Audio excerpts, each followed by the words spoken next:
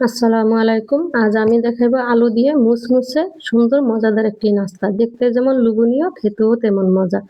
এবার এখানে আমি 200 গ্রামের মতো আটা নিয়েছি, হাফ চা চামচ বেকিং পাউডার দিয়ে দিয়েছি, 2 টেবিল চামচ সয়াবিন তেল দিয়ে দিয়েছি। এবার অল্প অল্প পানি দিয়ে আমি ডোটা করে নিব। ডোটা করে আমি 15 মিনিট রেস্টে রেখে দিয়েছি।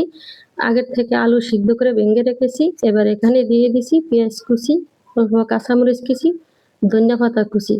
মরিচটা আপনাদের স্বাদ মতো দেবেন, স্বাদ মতো লবণ দিয়ে দিয়েছি, ধনিয়ার গুঁড়া, জিরার গুঁড়া, শুকনা মরিচের গুঁড়া দিয়ে আমি আলুটা ডলে নিয়েছি। এবার আলুটা আমি তেলে ভাজা নিব। আমি আবার 15 মিনিট রেস্টে রাখা খামিরটা দেখেছি, দেখতে পাচ্ছেন হাতে লাগছে না, কিরকম পারফেক্ট হয়েছে। 2টা রুটি করে নিয়েছি। এবার আলুর কিমাটা দিয়ে আমি আরেকটা রুটি দিয়ে ঢেকে দিয়েছি। 2 পাশ থেকে আমি কেটে চারিকোণা করে পিস করে নিয়েছি। এবার আমি ফেসটা দিব, খেয়াল করলে আপনারাও পারবেন। খুব সংক্ষেপ একটা ফেস দিয়ে আমি করে নিব। সম্পূর্ণগুলো বেশ করে আমি করে নিয়েছি। দেখতেই পাচ্ছেন সুন্দর করে হয়ে গেছে। আমি সবগুলো করে নিয়েছি একে একে।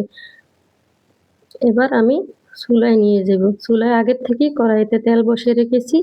এবার আমি ভাজতে দিয়েছি। কাঁচা কাঁচা কিছু দিয়ে নেড়ে দেবেন না। এবার একটু হালকা হাতে ঝুলিয়ে দিলে সুন্দর শক্ত হলে উল্টিয়ে পাল্টিয়ে ভাজিয়ে নেবেন। দেখতে পাচ্ছেন আমার খুব সুন্দর করে নাস্তাটা তৈরি হয়ে গেছে। আল্লাহ।